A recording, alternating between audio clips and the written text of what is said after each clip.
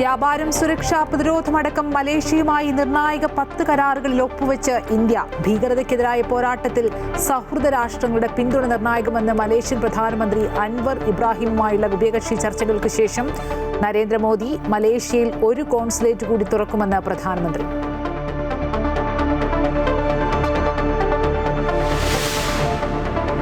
ഫ്രാൻസിൽ നിന്ന് കൂടുതൽ റഫാൽ യുദ്ധവിമാനങ്ങൾ വാങ്ങാൻ ഇന്ത്യ. 114 വിമാനങ്ങൾ വാങ്ങാനുള്ള കരാറിന് ഉടൻ അംഗീകാരം നൽകും.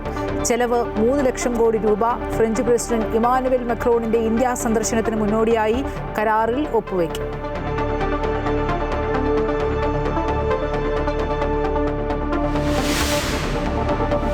ശബരിമല സ്വർണ്ണക്കൊള്ളയിൽ പ്രതികളുടെ മൊഴി കള്ളമെന്ന് VSSയുടെ അന്തിമ പരിശോധനാ ഫലം. പ്രതികൾ പറഞ്ഞതിലും കിലോ കണക്കിന് കൂടുതൽ സ്വർണം നഷ്ടമായെന്ന് റിപ്പോർട്ട്. കാലപ്പഴക്കം നിർണ്ണയിക്കുന്നതിൽ അവ്യക്തതയുള്ളതിനാൽ വീണ്ടും സാമ്പിൾ ശേഖരിക്കാൻ SIT.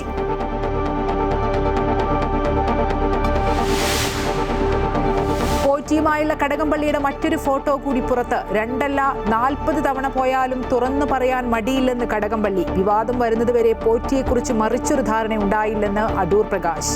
പോറ്റിയെ കയറ്റിയത് KC വേണുഗോപാൽ എന്ന MV ഗോവിന്ദൻ.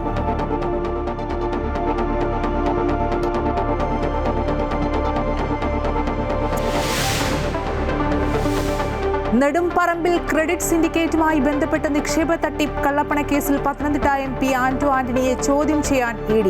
ചോദ്യം ചെയ്യലിന് ഹാജരാകാൻ നോട്ടീസ് നൽകും. ഉന്നയിച്ച ആരോപണങ്ങൾ തെളിഞ്ഞെന്ന് CPM പത്തനംതിട്ട മുൻ ജില്ലാ സെക്രട്ടറി KP ഉദയഭാനു. രേഖകളില്ലാതെ 2 കോടി രൂപ ആന്റോ ആന്റണി എങ്ങനെ കൈകാര്യം ചെയ്തുവെന്ന് വെളിപ്പെടുത്തണമെന്ന് MV ഗോവിന്ദൻ.